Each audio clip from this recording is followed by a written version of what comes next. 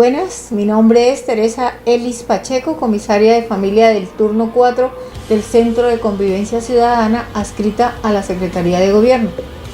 El tema que vamos a tratar hoy es un tema de gran importancia que tiene que ver con las mujeres y la violencia intrafamiliar en Barrancabermeja. Tenemos una grave situación en cuanto a la característica de la violencia intrafamiliar y los actores de la violencia intrafamiliar.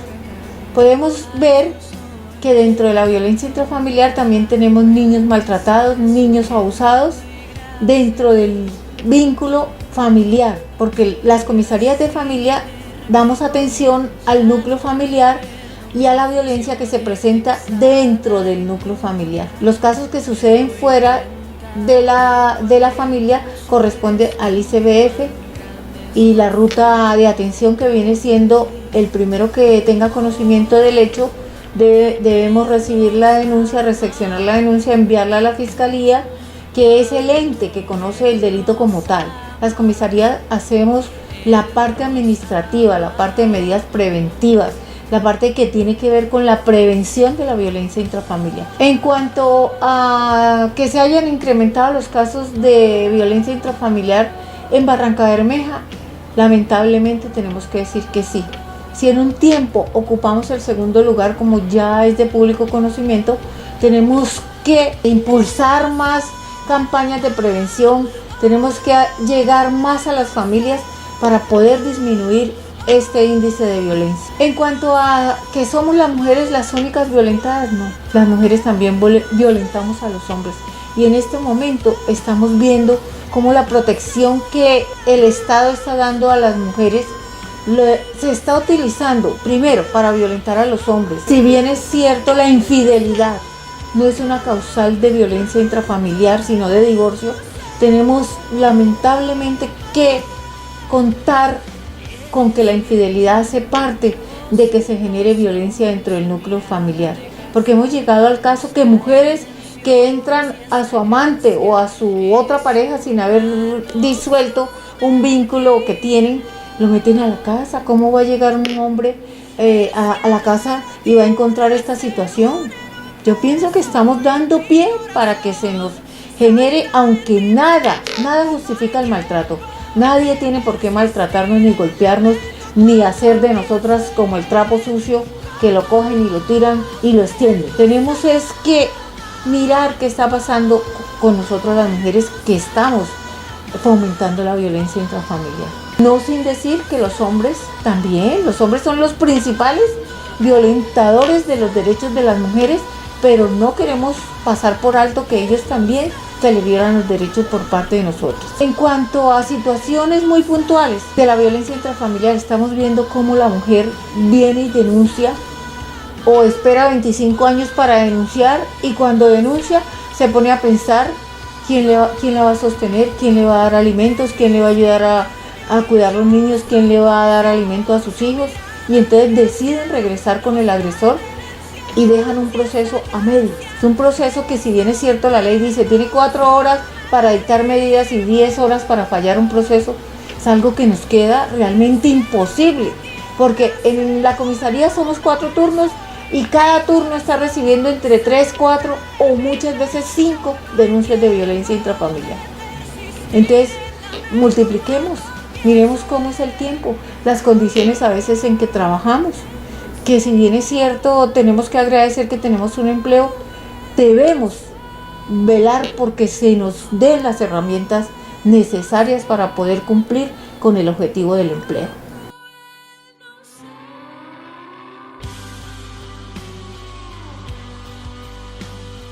Las causas más comunes o los elementos utilizados para violentar a la mujer o al hombre: primero, el consumo de licor. Segundo, la drogadicción. Tercero, actos que de pronto el hombre o la mujer consideran que son vulneraciones a sus derechos, como son las malas palabras, el maltrato verbal, el maltrato económico y el maltrato psicológico. Estamos viendo también cómo se está utilizando la violencia física.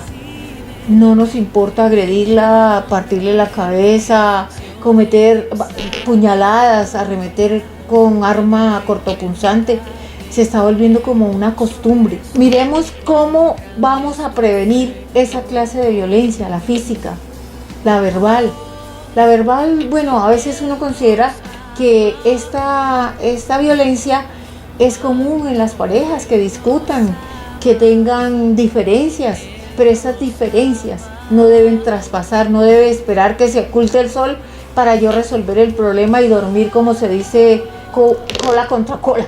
¿Sí? Debemos velar porque esta solución sea antes de que el sol se oculte y poder tener una convivencia pacífica, que los hijos tengan una buena educación, porque si los hijos copian el modelo de papá y el modelo de mamá y le estamos dando un modelo de violencia, le estamos dando un modelo de agresiones, tanto físicas, verbales, psicológicas, entonces ¿qué esperamos de los hijos? Que nos agredan también a nosotros. Tenemos que romper con el vínculo de la violencia intrafamiliar que va de generación en generación. Tenemos que romper con esa cadena. ¿Y cómo rompemos con esa cadena? Dando más amor a los hijos, practicando la tolerancia, mirando los valores, hasta dónde va mi libertad, hasta dónde empieza el respeto, cómo vamos a comunicarnos, cuál va a ser la comunicación asertiva hacia los seres que amamos.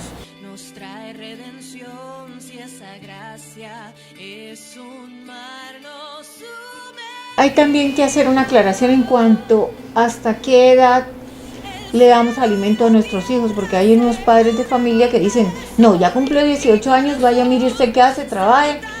Si es una persona que hasta ahora está como que emprendiendo el camino para independizarse. ¿Cómo se independiza? Estudiando una carrera técnica, tecnológica o universitaria para poder desarrollarse como persona y poder ser una independiente.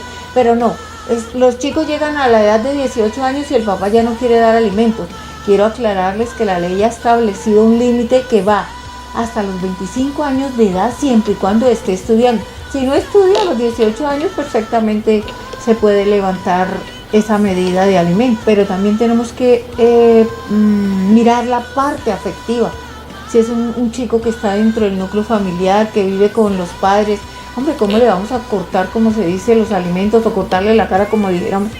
No, hay que velar por el bienestar de esa persona, de ese chico adolescente que está dentro del núcleo familiar, porque de ahí depende la educación, los valores, el camino que él vaya a seguir. Si miramos, está el camino de la drogadicción, el alcoholismo, la prostitución, el lesbianismo y muchas otras conductas que van a generar trastornos dentro del núcleo familiar. No quiere decir con eso que vamos a estigmatizar a las personas que tienen conductas diferentes a las de nosotros.